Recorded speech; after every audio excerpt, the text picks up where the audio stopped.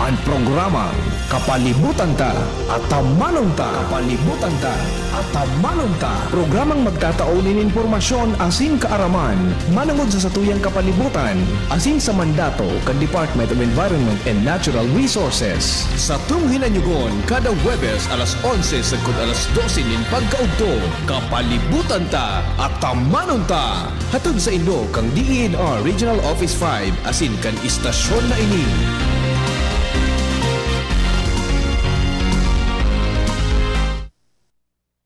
Marhay na aga sa gabos ng mga paraan tabay mga kahimanuwa. Kumusta po kamo?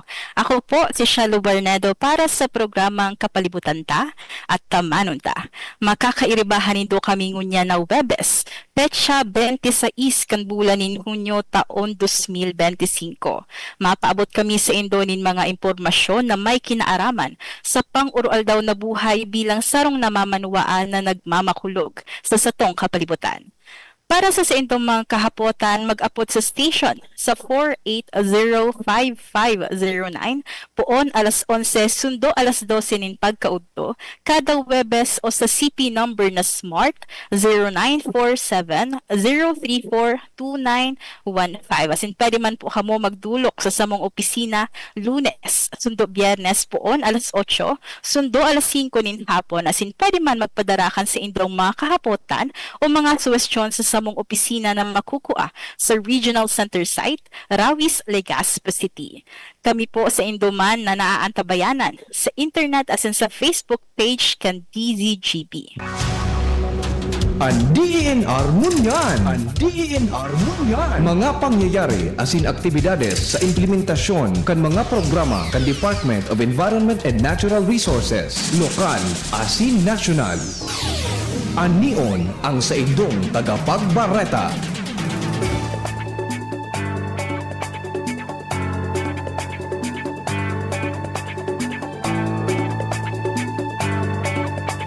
Ini ang katiripunan kan mga bareta sa DNR Munyan.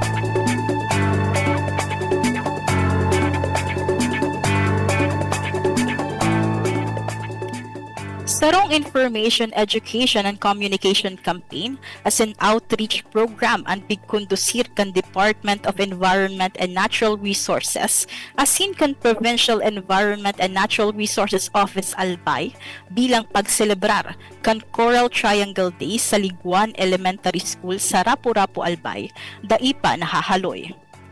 Maabot sa 104 na estudyante ang aktibong nagpartisipar sa manlain-lain na aktibidades na pig-organisar kan opisina na laom na mas pararumon ang pakasabot kan kaakian manungot sa importansya kan biodiversity, lalo na kan Coral Triangle na igwanin dakulang role pag-abot sa food security, coastline protection, asin climate resilience. Para sa mga lectures, mga games asin skits manungod sa kapalibutan, nagdistribute man nin mga educational supplies asin learning materials para sa pagbalik eskwela kan mga kaakian. Ang Coral Triangle Day taunang pigseselebrar kada petsa 9 nin Hunyo, tangani magtaonin dagdag kaaraman manungod sa Coral Triangle na sakop an anom na nasyon kaiba an Indonesia, Malaysia, Papua New Guinea, Philippines, the Solomon Islands, asin Timor-Leste, asin pigsasabing world's epicenter of marine biodiversity.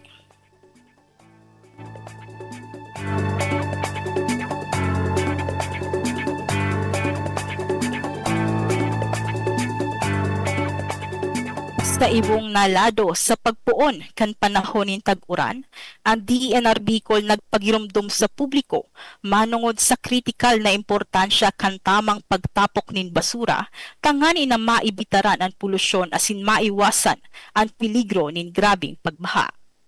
Ang bakong tamang pagmanehar kan basura, partikularmente ang pagtapok nin mga materyales na bakong biodegradable, pwedeng magbara sa mga kanal asin mga agihanin tubig na nagkakausa nin pagbaha sa panahon nin makusog na uran.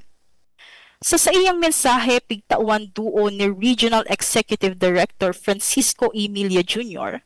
na ang tamang pagtapok nin basura bako sa na responsibilidad kan nagkapirang tawo, kundi kan gabos para sa pagprotehir kan sa tuyang kapalibutan asin mga komunidad. Ang DENR Bicol padagos na nakikipagtabangan sa manlain-lain na lokal na gobyerno, mga organisasyon, asin mga komunidad tangani maipalakop ang mga gawe na nagpopromotir nin mga sustainable asin responsableng pagmanihar kan mga basura na maasigurar sa mas ligtas asin mas malinig na kapalibutan.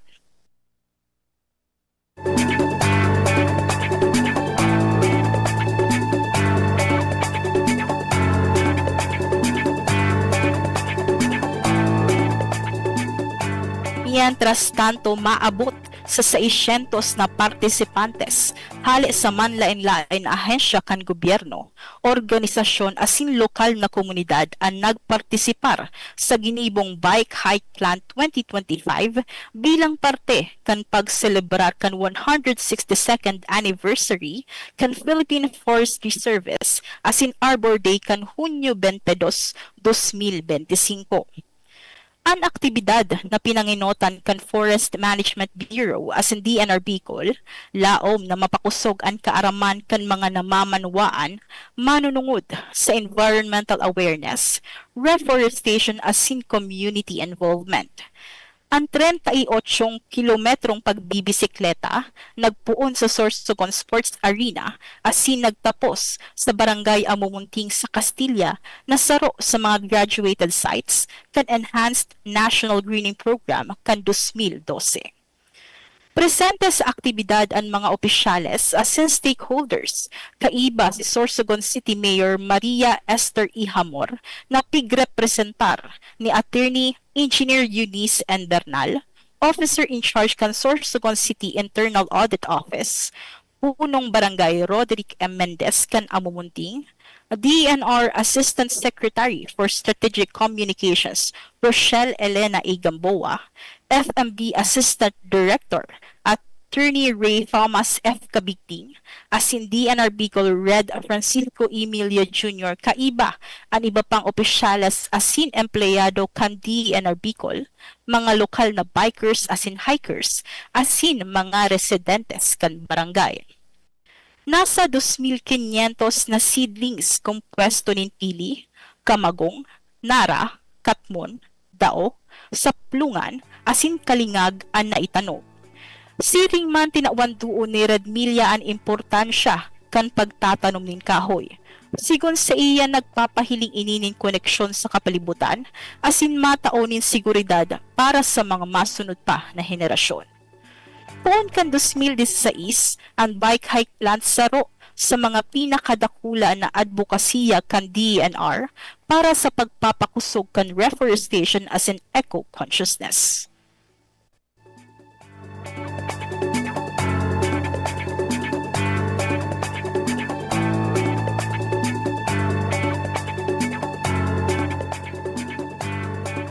Sa iba pang balita, maabot sa 250 na nara seedlings ang itinanom katakod kan selebrasyon kan ika-162nd na anibersaryo kan Philippine Forestry Service as in Arbor Day 2025 na pinanginotan kan Provincial Environment and Natural Resources Office Catanduanes sa pamamayo ni PNR Officer Imelda D. Baltazar kan Hunyo 22, 2025 sa Barangay Lictin, San Andres, Catanduanes.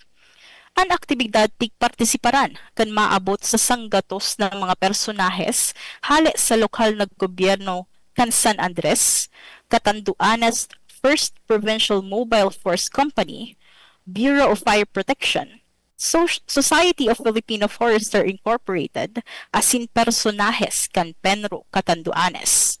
Ang Arbor Day pigseselebrar kada ika-25 kan Hunyo sa paagi kan Presidential Proclamation No. 396 na nagpapagirumdum kan importansya kan mga kakahuyan.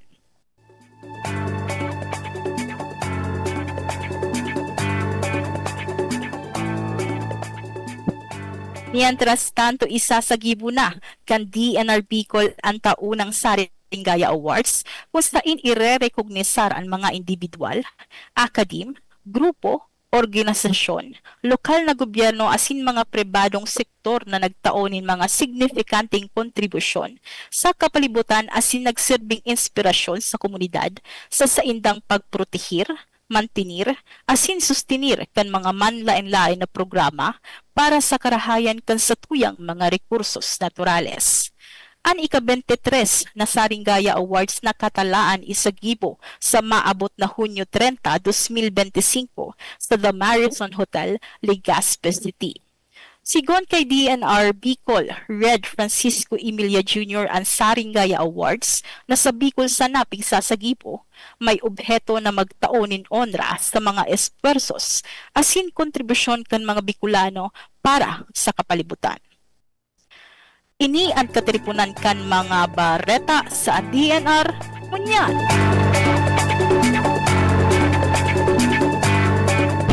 Kapalibutan ko, namumuktan ko. Kapalibutan ko, namumuktan ko.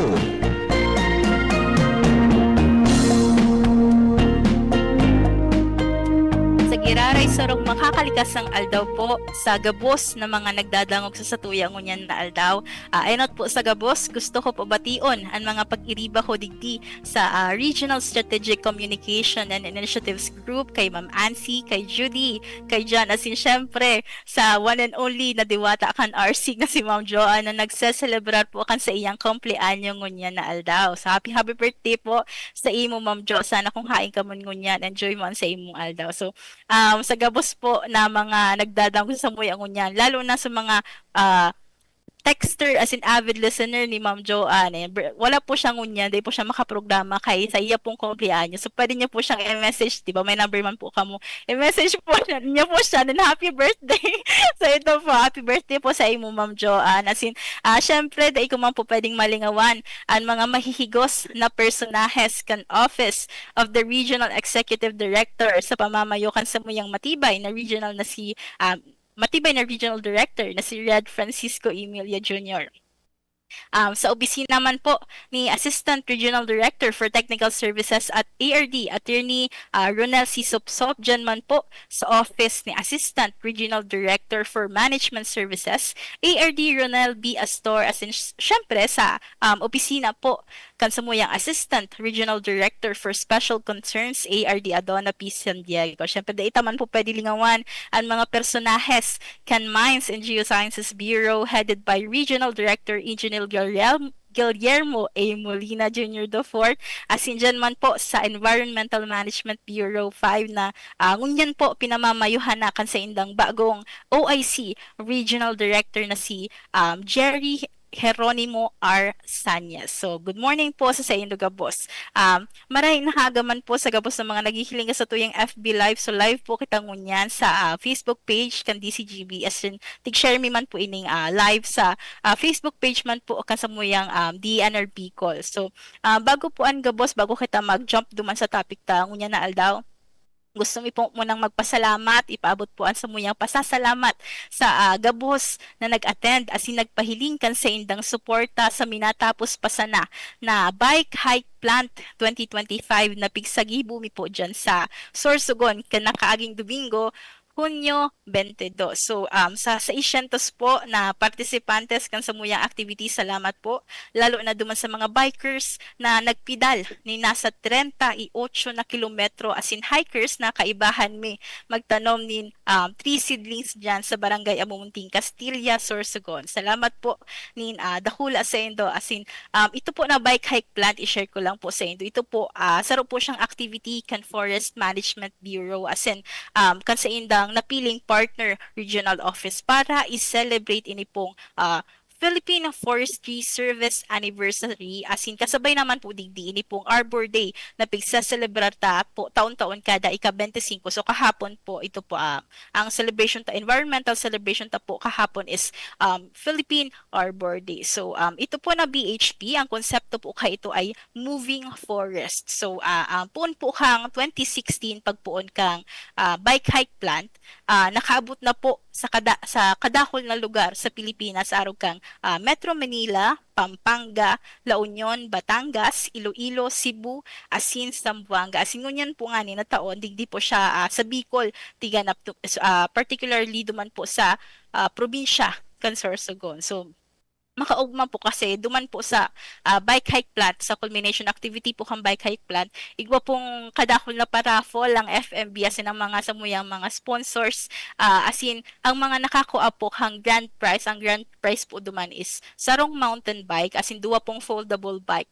Ang mga nanggana po mga bikers, so talagang naka-exercise na sinda, nanggana pa sinda, so talagang makaugma po na makikita mo sa inda na worth it. So pagpedal ninda kay 38 kilometers para duman sa activity. So congratulations po sa indo Gabos. Asin sa gabos man po na nabunot kang mga pang BP, kasi aram ko igo pong mga pang BP na pinanao po duman, asin mga gears, biking gears. So ayan po, kadakol po na papremyo. Asin salamat po nin dakula sa mga nagsuportar kan sa muyang activities.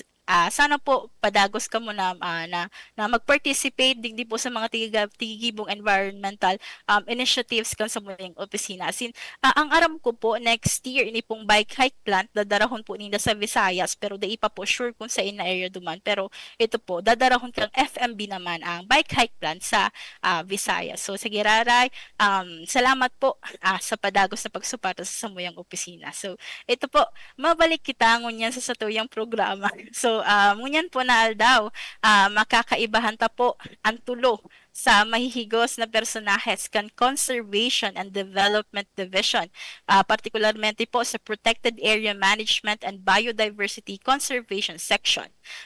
Kaiba ta po today sina Ecosystems Management Specialist 1, Micaela Kate A.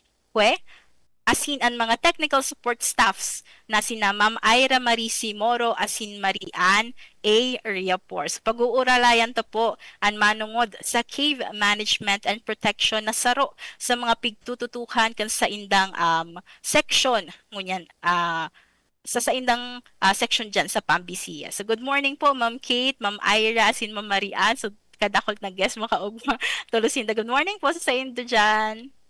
Ayan po, isang makakalikasang araw po sa Indogabos. Lalong-lalo na po sa satuyang mga live audience dyan, as in sa Facebook page po kang DCGB, marahay na aldaw po. As in, happy lunchtime po sa mga nagkakaon na dyan. At syempre po sa imo po, Miss Shelo, thank you po sa pag-invite sa Muya. As in, pagka-okay, opportunity na maging guest po sa programang ini. So ako po pala si Ira Marie Moro, ang technical support staff po kang Protected Area Management and Biodiversity Conservation Section under po kang Conservation and Development Division. So actually po, first time ko po ini na mag-guest sa inyong programa. So tigkukurap po, pero excited na rin po na ma-share sa satuyang mga viewers as in mga listeners po ang sabuyang kaaraman po patungkol sa cave. So, isang makakalikasang araw po sa atin lahat. Ako naman po si Micaela Kate Ake, Ecosystems Management Specialist 1 ng PAMBCS. And shout out dyan sa mga taga PAMBCS and CDD na naka-tune in. Happy lunchtime, sana masarap ulam nyo. Ayan, so tulad po ni Miss Ira, ako din ay first time na mag-guest sa programang ito. And we are happy po to share ang aming mga nalalaman about sa cave management, conservation, and protection. So, makakalikas ng ano din po sa lahat. So, ngayon po is makakalikas ng ako sa ating mga student sa tagapakinig at mga nanood live sa Facebook page ng DCTV. Makalibutan sa kalibutan at mga bansa. Ako po si Marian Riapo, technical support staff ng PAMBCS, Protected Area Management Biodiversity Conservation Section, and Related Conservation and Development Division. Hindi na kayo ng office ko. Ako po ay excited din. May iba ang nabili namin ng ano po ba yung mga na-experience. Ikaw po ba yung mga resources na feeling, ano po ba natin kung ako protektahan? Good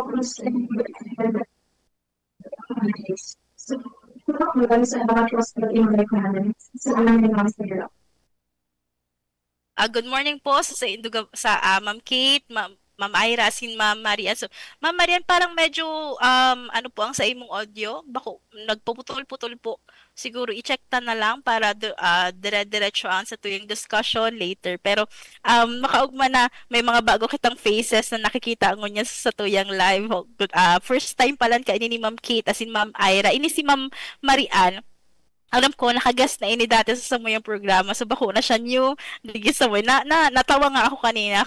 Kang tig-message niya po ako na, Ma'am Shelo, ano po ako sa inyo. Masabay po ako at siya sa Radio Gastinindo. So, tulo na po sa tuyang guest niya. Thank you so much po sa suporta. Digis sa yung programa Kapalibutan ta at tamanta. As in, for sure po, since tulo na ining guest, tadakulo nang ma-share ninda sa tuyang niya na aldaw, manunungod sa tiga-aputang cave management and protection. So, mga madam, sarupuan mga caves sa mga natural resources na kapag nababalita, talagang nagagather ni dakol na atensyon sa publiko. So, tangani po, tawan nin mas malinaw na explanation or kaya clearer picture at sa tuyang mga paradangog.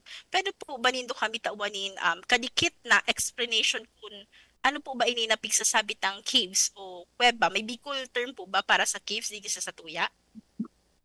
So, ano po ba ininatiga apod ta kong cave? So, baka po igwa po kita dyan na mga listeners na akion pa asin, day pa po masyadong familiar sa araw kaini. Or baka igwa din po kita dyan na day pa talaga nakakailing or nakakalaog sa sarong cave. So, day po kang mag-worry ta, araw man po ako nindo na na-curious kang inot about sa kung ano talaga ang tigsasabi ta na caves. As in, ano man po ng God ang igwa sa sarong caves. So sabi po ninda, pag nakadangog sinda keyword na cave, ang minalaog tulo sa isip ninda is madiplong daaini na lugar. So ang iba po iisip po na makatakot daaining lugar, baka igwang kakaibang mga elemento. As in, so iba naman po may experience na makalaog sa sarong kuweba, mataram na igwa daa pong mga hayop na namumuhay digdi araw kang mga paniki, gagamba, alas, as in iba po pong mga hayop na kayang mabuhay sa madiklom na lugar. So, dagdagan ko lang po yung sinabi ni Ms. Ira. Base po dito sa Section 3 ng ating Republic Act number 9072 or ang tinatawag po nating National Caves and Cave Resources Management and Protection Act.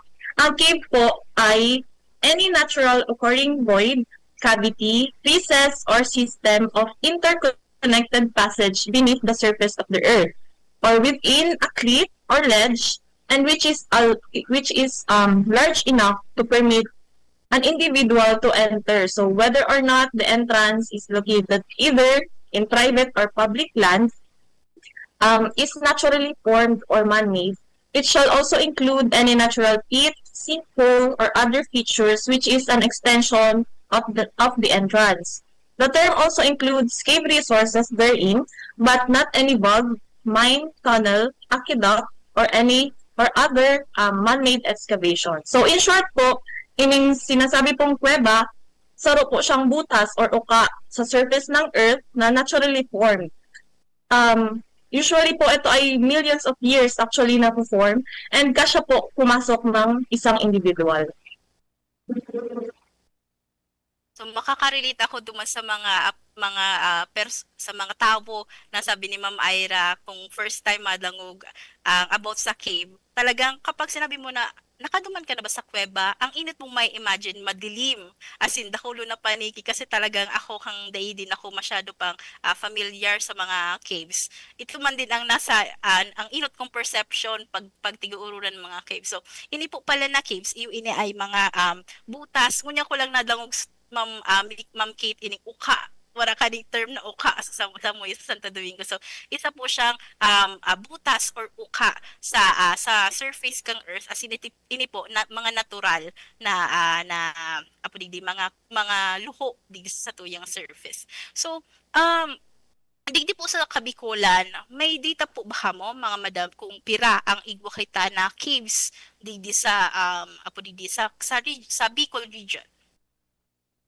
So, So para po sa kaaraman kang gabos, igwa na po kitang 383 caves po sa Bicol region as of December 2024. And take note po na still counting pa po kita dahil nga po sa padagos na pagdiscover yung mga caves sa tabang man po kang sa tuyang mga LGUs, pati man po ang mga local communities na nakakailing ti mga caves sa indang areas. So sa ano po na probinsya digdi sa Bicol region, igwa po na 132 caves sa Albay, 56 man po sa Masbate, 47 sa Sorsogon, 115 po sa Kamsur, Saro sa Cam Norte, as in 32 man po ang nasa Catanduanes. So kung iisipon ka po, digdi po sa Tuya, sa Albay, ang may mas dakulo na caves. So, bali, ano po, doon sa out of 383 na sinabi ni Ma'am Ira kanina, 208 pa lang po dili ang na-assess ng BENR. So, madami-dami pa kami i-assess since habang po through time, nadadagdagan siya, madaming nadidiscover na cave, mga di pa na nakikita, ngayon pa lang makikita. So, every year po siya nadadagdagan. Madadagdagan din po ang need na mo i-assess. So, pero this is good to know po na meron o madami tayong caves dito sa Bicol region. Kadakol po pala na caves na igwa kita. Digdi lang po ina sa Bicol, no? 383 caves ang igwa kita. As in, 208 ang na-assess na kansatuyang pambisiya. So, tigdi po sa mga mga caves na na-assess nindo, igwa po ba kamong mga flora and fauna na nakita? Ano po ba yung mga usual na flora and fauna species na makikita ta kung sakaling magbisita kita digdi sa mga kuweba na ini? Thank you po.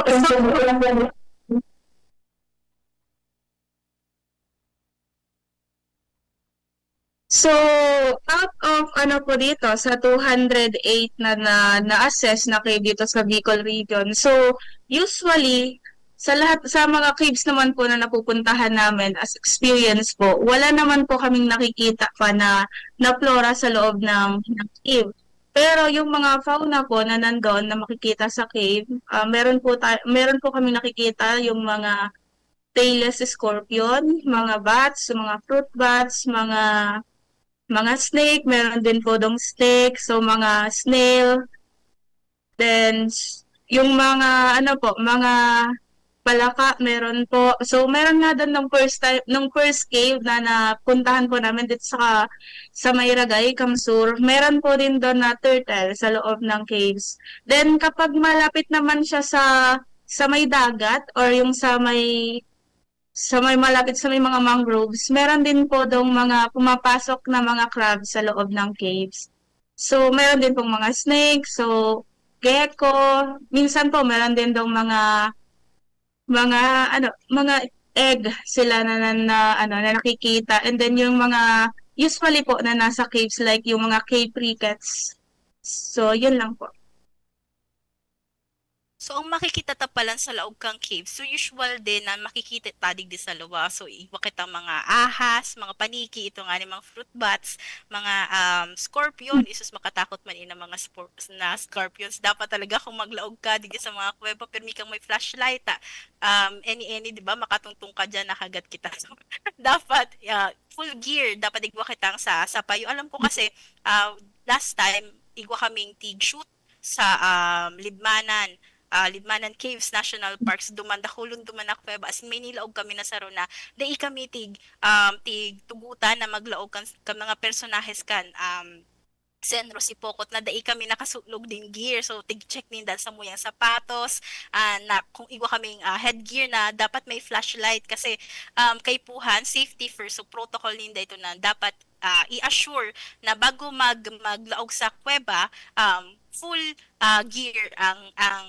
sarong tawang sarong personahes kang na ma-assess duman sa kuweba. So tigdi po sa 208 na-assess nindo, para kasing 'di ba, meron po bang mga types ini mga kuweba, so pwedeng laogom kasi meron 'di ba ng mga ginagawang tourist attraction.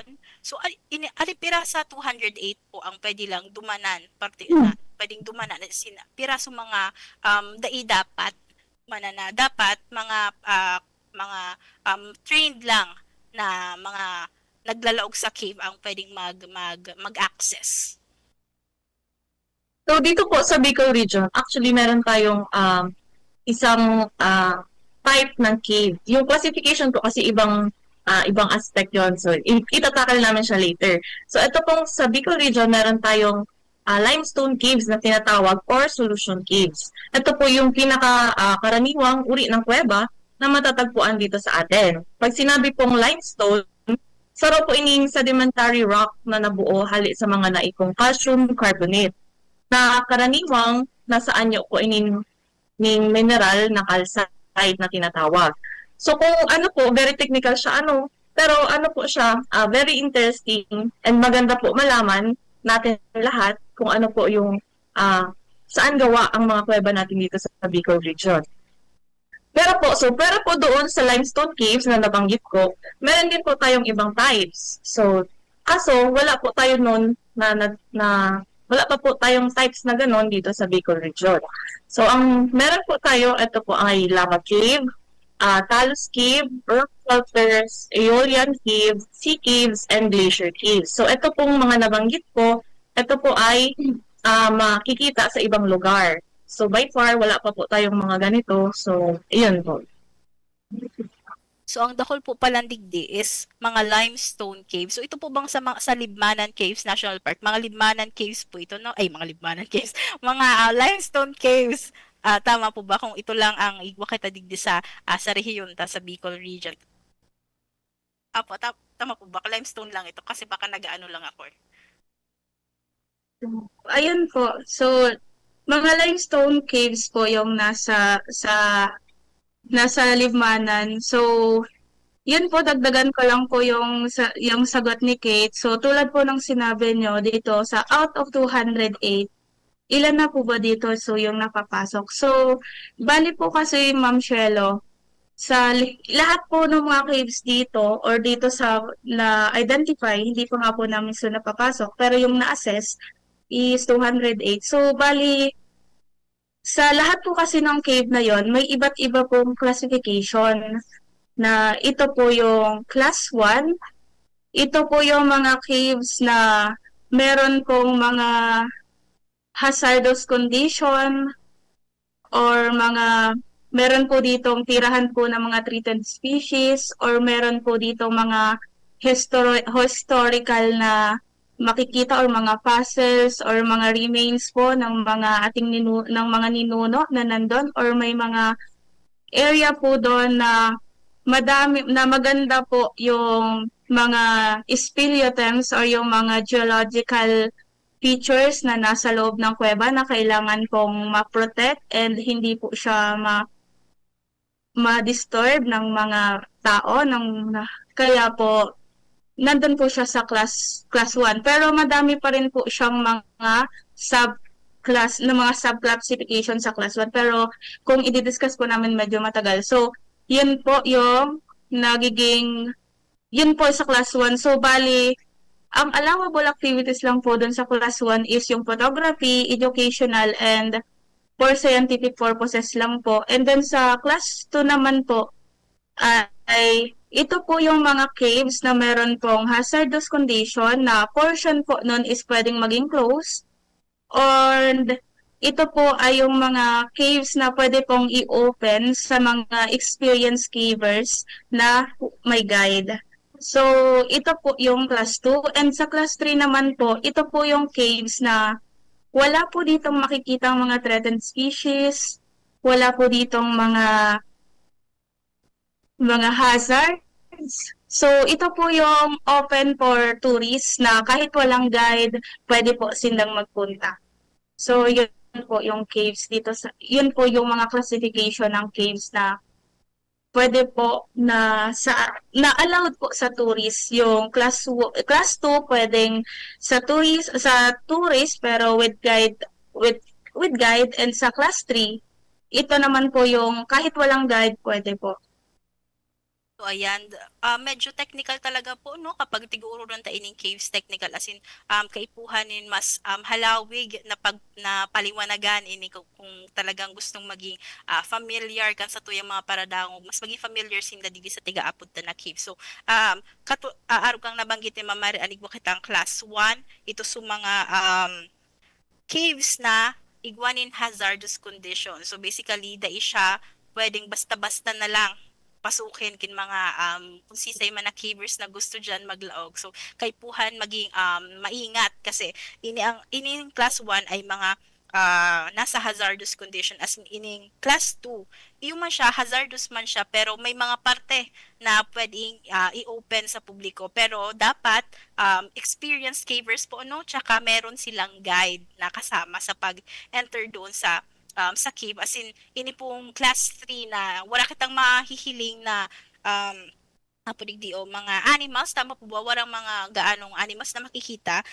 Hindi siya hazardous, as in pwede siya anytime open for public consumption. So pwede silang pumunta every now and then kung gusto ninda na magduman sa sarong kuweba. So ngunya na pinag-uuro ng taining about sa cave management and protection. Ang hapot kan sa tuyang mga nagdadangog. Ano nga ba ang importansya kay ni mga kuweba? So natatapo batig di-discuss ining yan na aldaw sa tuyang programa. So ini po na mga kaputan tatawan po ininin kasimbagan kan sa tuyang mga guest ngunyan na aldaw pagbalik mi po after kaining short commercial break niya to. So time check, it's 11:41 in the morning.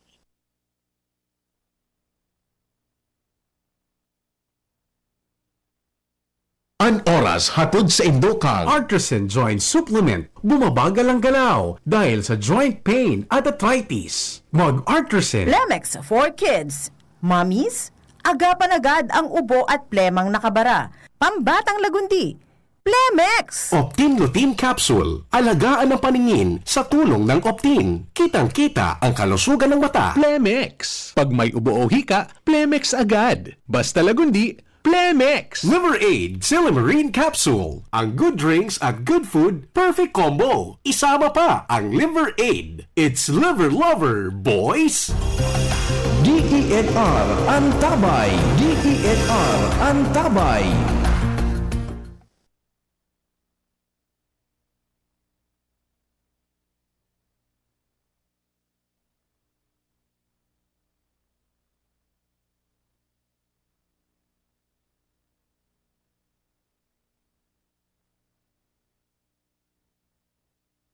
Ang selo, medyo po ata, nakamute po ata kanina. Ay, sorry. Ang kirudalin. So, isa giraray po, Diyos maray na aga po sa gabos ng mga naghihinan nyo sa tuyang programang kapalibutan ta at amanon ta. Singunyan po na daw kaibahan ta sa tuyang programa ang mga personahe hali sa CDD PAM-BCS na sina Ma'am Kate Eke, Maria, Ma'am Ira Marie Simoro, as in Ma'am Marian Area po. So kasubago po didiskuter po nila sa tuya ang manunungod sa cave management and protection. So kanina po explain ni Ma'am Kate kung ano nga ba inay na pagsasabitang caves or kuweba. Ini po ang base sa explanation sa simpler terms ni Ma'am Kate. Ini po ay sarong butas o ukha sa earth surface na natural po. So dahil bako siya man-made, natural siya. So itin po ang tigapod ng mga caves, as in kasubago manabanggit tig-explain sa tuya ni Ma'am Marian kung ano nga ba sa mga classification, as in kung ano kumpira na sa out of 383 na caves na igwa kita dili sa Kabikolan, igwa na sindang 208 na na-assess, as in ini continuously increasing pa kasi every year may mga bagong mga kuweba na na-discover sa tuyang mga ang publiko ang mga tao. So natatapos talaga ining tigaapudtang cave management and protection. So kasi bago kita mag commercial break, haputa kung nata nga ba pighukururunan ta ining manunungod sa cave management and protection. Ano ba ang importansya kaini sa tuya na tatakaipuhan tang maging informed citizen when it comes to caves and its management and protection. So pwede po ba nito kaming i-explain sa muya kung nata nga ba kaypuhan na kita bilang sarong individual igwa kitang pagkaaram digdi sa mga caves na tiguururunan ta po. So ayun, for sure po, karamihan sa atin ay curious kung ano ba ang kalagayan ng cave. Siguro ang iba, iisip po na, ay, para butas yan or para uka yan, wala man ata yan masyadong importansya sa ato or sa kapalibutan sa. So, tulad din po ako ninyo noon na bago ako pumasok ng DENR, parang hindi ko pa alam ang relevance niya sa ato ecosystem, sa ato community, ganyan. Though aware po ako na may caves, pero hindi po masyado gets ang importance niya. So isa po sa mga importansya ng caves ay dahil meron po siyang living organisms. Kumbaga doon po naninirahan itong mga living organisms tulad po ng paniki, yung binanggit ni Ma'am Marian kanina, na tig-maintain niya ang balance kang sa tong ecosystem. So meron din po tayong mga unique species na doon lang nakikita sa loob ng kuweba. So may i-consider din po yung ibang fauna species or animal species na nandun na threatened. Kumbaga, kakaunti na lang ang kanilang populasyon. Kaya kailangan natin sila protektahan sa mga illegal na activities. So, wag po natin silang huhulihin at ibebenta or ganyan, mga illegal activities po. Sana iwasan natin yung gano'n. So, pero po doon, ang caves din po ay tumutulong na mas maintindihan ang mga kaganapan noong unang panahon. So meron po tayong sinasabing geologic and archaeology. So sa kuweba po kasi may traces yan ng history ng ating mundo. So in general, doon po siya nakalagay yung about sa climate natin, ganon. So kasi nabubuo siya millions of years. So merong data or information doon na pwedeng magbigay sa atin ng information kung anong nangyari noong mga nakaraang taon. Archaeologically naman, alam natin na ang caves ay dating tinitirhan ng mga ninuno natin. So, naging shelter sila at yung mga gamit ng ating mga ninuno, yung iba na iwan doon sa caves. So, nagbibigay din po itong information about sa atin and sa history ng Philippines and sa ating culture.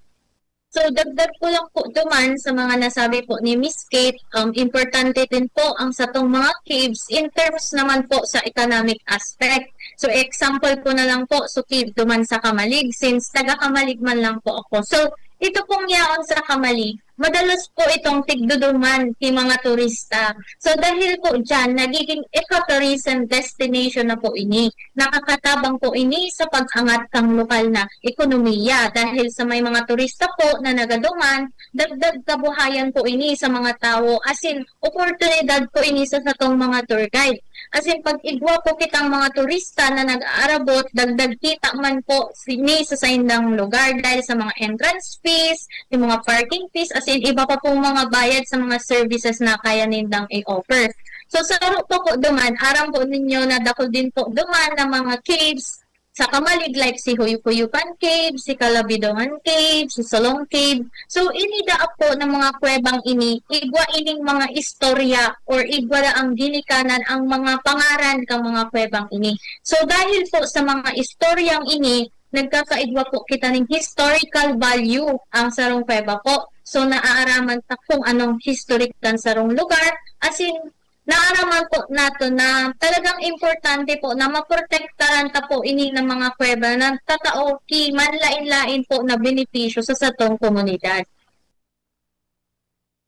Tama, nag-agree ako digdi kay Ma'am Aira as in kay Ma'am Kate na importante na kita bilang sarong individual aram ta kung ano nga ba ini, kung natata dapat na protektaran as in nata kita kay puhan magtabang para sa maninigong konserbasyon kainin sa tuyang mga kuweba kasi nga katulad kang nabanggit ninda Ma'am Ira at Ma'am Kate, ining mga kuweba ta nagsilbi ining tahanan sa tuyang mga ancestors at sa tuyang mga ninuno. So most probably sabi nga ninda bako pa ini gabos dai pa syempre dai paninda naduduman gabos sa mga kuweba sa Pilipinas as in dai ta aram kung no arin tama di-discover ang sarong kuweba na naglalaman pa kan mga gamit kaytong panahon kaytong mga ninuno ta sa mga buto ninda kasi usually 'di ba aram ko nasa jar before ang mga buto kan sa tuyang mga ancestors, so tiglalaog ninda ito duman, ito ang nagiging silbing ay nagsilbing parang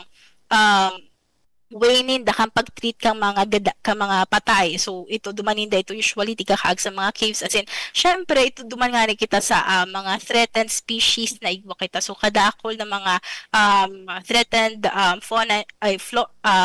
fauna species niya to na nag-i-star dyan sa mga kuweba. So kay puhan ensure ta na daisinda na disturb tanga din na daisinda maghali, as in magduman sa mga komunidad na usually 'di ba kapag ang mga halas na tawag digdi nagkakaigwa ning disturbance sa indang daily routine, nagduduman sinda sa mga komunidad, as in nagkukosa ng kariribukan, and ang makalungkot pa usually nag-end up sindang nagagadan ka sa tuyong mga tao kasi natatakot sinda. So ito importante na dapat bilang sarong individual, lalo na sa mga tao na arane sa mga dyan sa kamali sa mga arane sa mga areas na igwanin kuweba, importante na aram ninda kung ano nga ba so dapat nindang gibuhon para maprotektaran inin sa tuyang mga cave. So bago ako mag-proceed sa next question ko, gusto ko muna basahon ining mga nag-comment sa tuyang Facebook live. So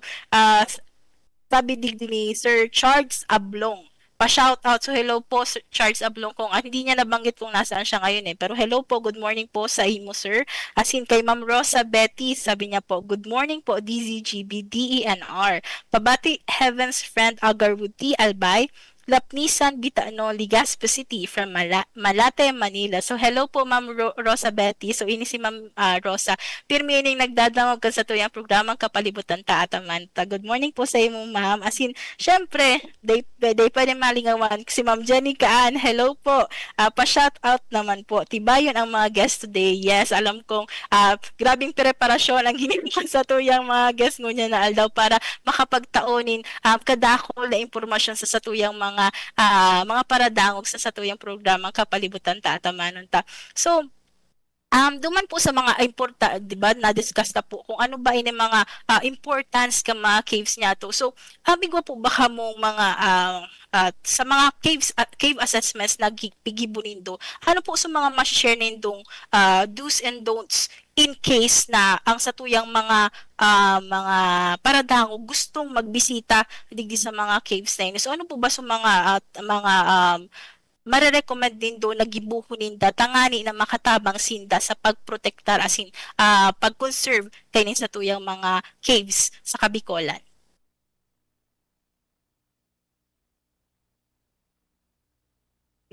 Ay. So, para po sa mga gustong maglaog sa surrounding kuweba, mag-isipon pa po firme na daita po pagrauton ang mga bato sa laog kang kuweba, lalong-lalo na po ining mga stalactites as in stalagmites na po. Dahil kapag tigtipak na po dahil po basta-basta matalubo kiraray. As in, pang duwa po, iwasan sa po ang pagdara o pagtapot ng mga basura sa loob, as in sa paligid kang kuweba. So, nakakaraog po sa natural na tirahan po ang mga hayop, arog kang mga paniki, as in iba pang mga insekto. Pangtulo po, iwasan ta po ang sobrang ribok, as in ilaw sa laog kang kuweba. So may mga hayop po sa kuweba na dahil sanay sa arog kaini na sitwasyon, kaya pwedeng magadag or maghalik sinda duman sa lugar. Pang-apat po, iwasan taman po ang vandalism o pagsurat po sa mga pader ng kuweba. So, hindi po, kadalasan ta po na-observe pag may tigduduman po kitang mga caves na may mga pangaran po na mga nakasurat duman sa mga dingding po kang mga kuweba. So, paalala po na lalong-lalo na po sa mga mahilig po dyan, isurat ang pangaran kang mga jowa ninda. As in, literal po, na tiga-taga po talaga ninda sa bato ang pagkakanuutan po ninda. As in, panglima po, limitahan taman po ang paglaog kay mga turista sa mga kuweba. So, pag overcrowded na po, ang satong kuweba, nabubulabog man po ang mga hayop, as in, nakadagdag din po sa pollution. Makaulok ini si Ma'am Ira. Sa mga jowa dyan, dahil tabi iliteral ha, dahil pagliteral na itaga sa batoan mga pangaran kay sa indo mga jowa. Iyo. Respeto po ba ko lang sa ibang tao kundi sa mga nag-i-stall na animals na igo kita dyan sa kuweba. So, magayon ini na pagirumdum sa tuya ni Ma'am Ira. Actually, very simple na leave ka sa indong mga basura dyan sa mga kuweba kasi nga ni, syempre, istaran po iyan kan mga threatened species, mga fauna ta dyan. So, kamo, kung sa inong harong may mga magbisita asin mag-ati sa inong arong, di ba? Maraot mas sa inong buot na igwa na mga arog kay itong basura dyan sa palibot. Asin, dahil create kadakol na noise kasi talaga lalo na ang mga panikita diyan kapag very tawag sensitive sinda when it comes to sound. So kung kadikit lang na madangog ninda, talagang nagkakagulo na sinda. So baka ang mangyayari diyan sa mga nakikita ta sa pelikula na iirakutan kita kay paniki kasi nga na-disturb na sinda. So ini mga pagirumdum na ini sana daita paglingawan kasi for sure man dakulon kita ang mga paradangog na gustong makaduman, ma-experience kung ano nga ba ang feeling na nasa loob kang kuweba. So most probably bako man niya na taon sa mga masunod na taon madumasin da asin mabisita tanganing mahilinin da ang kagayon kanyang mga stalagmites asin stalactites na tig sasabi ni Ma'am Ira. So siguro dikit na lang sa tuyang aputig di oras pero ano po ba Ma'am Ira, Ma'am Kate asin Ma'am Marian ang sa indong panawagan sa tuyang mga paradangog niya na aldaw? Mga panghuring mensahe, may gusto po ba kamong mga sabihon sa satuyang paradangog mo niyan, lalo na kudigdi sa topic ng cave management and protection po? So, yun po, idagdag ko lang din po dun sa mga nasabi ni ni Miss Ira kanina na mga hindi dapat gawin sa cave. So, ano din po yung dapat kapag papasok din po sa cave, make sure po na i-observe po natin yung mga yung mga proper PPE sa loob sa pagpasok ng kuweba.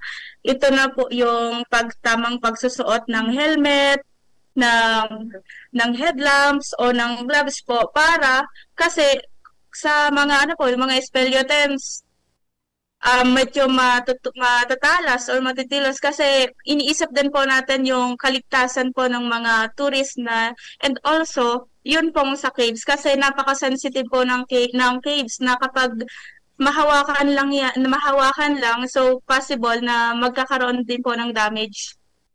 Then also remind lang din po namin ang huling po namin paalala meron ba na ayun po may So ayun, reminders na lang din po siguro sa ating mga tagapanood. I-reiterate ko lang din yung sinabi nila na ang kuweba po ay pinamumuhayan o pinamumugaran ng mga organisms natin, living organisms, meron ding fauna sa loob at labas, meron ding flora sa labas, usually na nakikita. Ito ay dapat na alagaan. So sana po sa lahat ng nanonood at nakikinig sa atin, huwag niyo pong gagawing kwarto ang kuweba, huwag niyo pong susulatan ng mga bato dyan, huwag kukuha ng speleothems, at kasi hindi man yan mga kristal na miracle or something na ganon. So, yun lang po. Sana po ay tulong-tulong tayo as a community, katulong po ang DENR and LGUs na protektahan ining mga kuweba nato. So ayan, sana dai malingawan ka sa tuyang mga paradawog ining mga panghuring mensahe kan sa tuyang mga guest ko niya na aldaw. So bago kita magtapos, gusto ko din ibasa akong pa ini ibang mga nag-comment sa tuya. Sabi ni Sir Marcelo Paloyo, very comprehensive discussion. Wow, next, very comprehensive. Magtitibay ang guest na padara sa tuya ang niya na daw. So thank you so much po sa mga taga CDD, sa trainer ni na si Ma'am Jenica. Thank you so much po. Talagang tig-assure man kami ni Ma'am Jenica na dahulo na ma-share talaga ini sa tuyang mga guests for today. As in, day talaga siya nasala. So thank you so much po Sir Marcelo. As in, sabi man ni Ma'am Rosa Betis, cave ni Lazaro sa Israel, malamig po sa ilalim. Wow, sa Israel daw. Sana makapunta kami dyan, ma'am, sa cave ni Lazaro sa Israel kasi malamig daw sa ilalim. So, Sa Giraray, dakulang salamat po sa indong oras, kay Ma'am Kate, kay Ma'am Ira, at kay Ma'am Marian na nag-join sa satuyang programa ngunyan na aldaw. Thank you so much po sa pag-discuss, sa pagtao sa muya, in comprehensive discussion kung ano nga ba ining tiga-apuntang cave management and protection. Ako po personal dakulon ako naukudan, sure man ako na ang satuyang mga paradangog, dakul man sindang takeaways ngunyan sa pag-urulita this morning. So, salamat man po sa mga chiefs niya to dyan sa Conservation and Development Division na pinamamayuhan ni Ma'am Marlene M. Francia, sa mga personahes Kampang BCS sa pangingenot po ni Sir Blas B. Orteza. Good morning po. Thank you so much po sa pagsuporta sa muyang programa Kapalibutan Ta at Amano Ta. May mga gusto po ba kamong i-shoutout dyan, Ma'am Ira, Ma'am Kate, Ma'am Marian, na mga personahes po, kapamilya nindo na nagdadaong sa harong? Pwede po nindo sindang bation ngunya na oras. So, shout out ko na lang po ang pinakamagayon po na CDD Chief po, si Ma'am Marlene M. Francia. And syempre po, dahil may man po ipapadaog ang poging-pogi po na PAM-BCS Chief, si Sir Blas B. Orteza. Po sa buong PAM-BCS section po, shout out po sa inyo. Very funny ni si Ma'am Ira. Ikaw, Ma'am Kate, may gusto ka bang i-shoutout dyan? Family ko na di ko pa sinasabi na nag-guesting ako. I-share ko na lang mamaya sa live. Ayan lang po. Ikaw, Ma'am Marian, meron ka bang i-shoutout dyan? Shout out din po ulit sa Ayan po, shout out po ulit sa aming mga tagapakinig dito sa Facebook Live, and also sana po ay may natutunan po sa aming mga sinabi ngayon. And also maraming salamat din po sa pag-invite po dito sa amin. And then sana patuloy pa rin po nating protektahan, i-conserve ang cave, and ma-manage po ng maayos dahil ikaw, ako, tayo ang kalikasan. So, yan po. Ano pa si Ma'am Maria. So, sa Giraray, thank you so much po kay sa mga guest na ngunyan, kay Ecosystems Management Specialist 1, Micaela Kate Ake, sa mga technical support staffs na sina Ma'am Ira Marie Simoro, Marian A. Reyapor. Thank you so much po sa pag-join sa samuyang programa. Sana po makaibahan po kamugilayon sa mga masunod pa ng mga radio programs digi sa satuyang opisina. Sa ngaran man po kan samuyang matibay na Regional Executive Director na si Red Francisco Emilia Jr. Ako po, si Shelo Barnado. Ini po sa tuyang naging programang Kapalibutan Ta at Amanon Ta. Salamat po! Sa indong nahinanyog ang programang Kapalibutan Ta at Amanon Ta. Kapalibutan Ta at Amanon Ta. Diyos mabalos sa indong pag-antabay.